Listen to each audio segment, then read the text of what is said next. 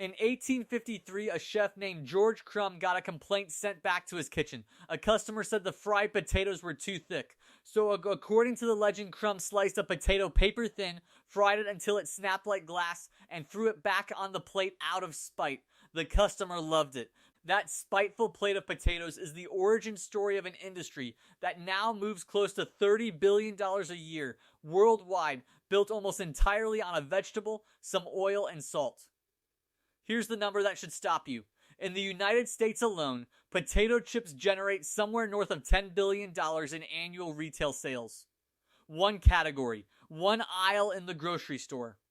And the actual cost of the raw ingredients inside a bag, the potatoes, the oil, the seasoning, is a small fraction of what you pay at the register. So where does the rest of that money actually go? That's what we're unpacking today, because the journey from a raw potato in a field to a sealed, pressurized bag of chips on a shelf is a lot more industrial and a lot more calculated than most people ever think about.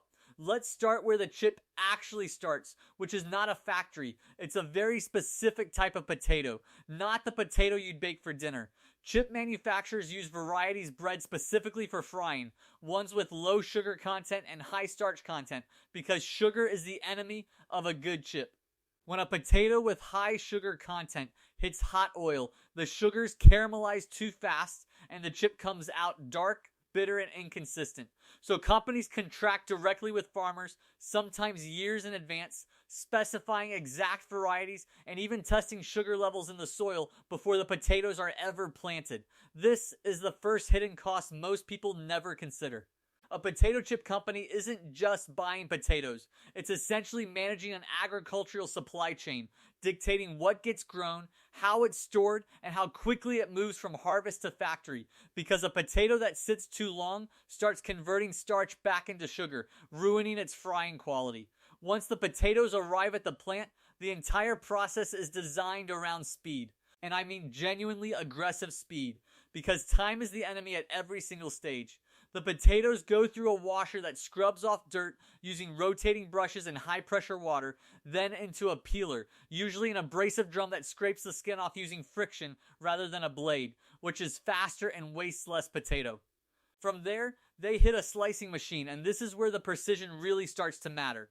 Industrial slicers cut potatoes at speeds most people would find hard to believe, some running fast enough to slice thousands of pounds of potatoes an hour at a thickness tolerance measured in fractions of a millimeter. Too thick, and the chip won't cook evenly.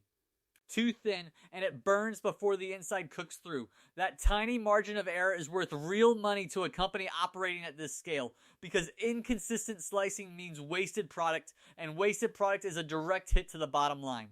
After slicing, the potato slices go into a wash tank to remove surface starch, because leftover starch causes chips to stick together and fry unevenly. Then they move into the fryer, and this is genuinely the most expensive, most tightly controlled part of the entire operation.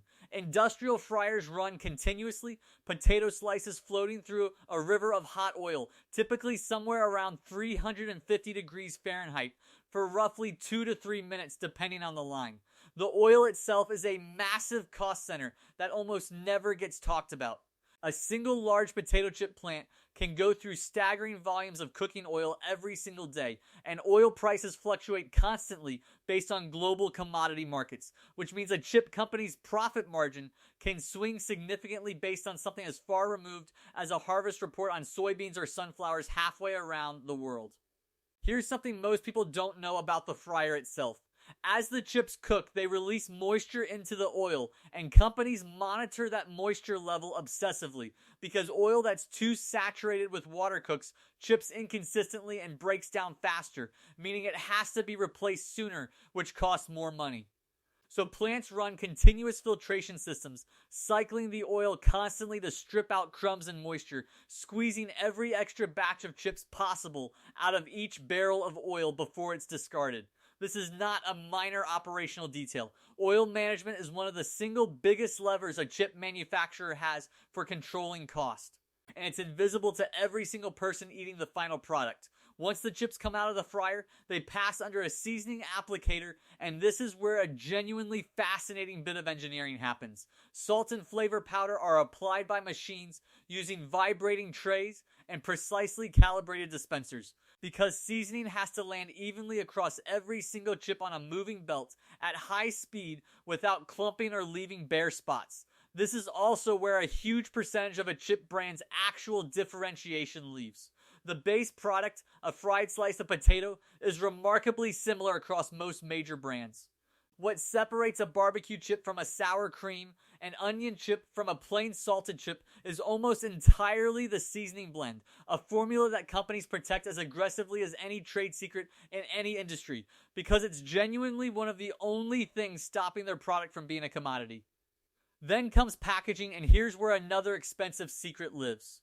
That bag looks like it's full of air, and people joke about it constantly, but that air is doing expensive, deliberate work.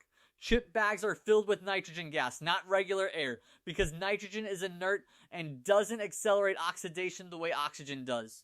Without it, the oil coating each chip would go rancid far faster, and the chips themselves would arrive at the store crushed into crumbs from the weight stacking on top of them during shipping.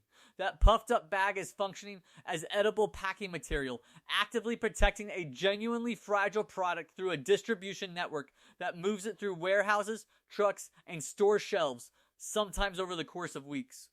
Add up everything we've just walked through: the contracted agriculture, the industrial scale slicing precision, the constant oil filtration, the proprietary seasoning formulas, the nitrogen flush packaging engineered specifically to survive a supply chain, and you start to understand why a product built on a vegetable that costs pennies a pound ends up retailing for what amounts to several dollars a pound once it's bagged. You're not really paying for the potato. You're paying for an entire logistics and engineering operation designed to turn a perishable, unstable, raw ingredient into something that can sit on a shelf for months, taste identical in every single bag, and survive a trip across the country without turning to dust. That's the part of this industry almost nobody sees standing in the snack aisle, deciding between two nearly identical bags. Behind both of them sits a genuinely staggering amount of agricultural planning, food science, and industrial engineering, all built around one goal: making a fried potato slice taste exactly the same every single time, no matter where you buy it or when. If you found this one interesting, the video on how candy bars actually get made and priced is a good place to go next. See you in the next one.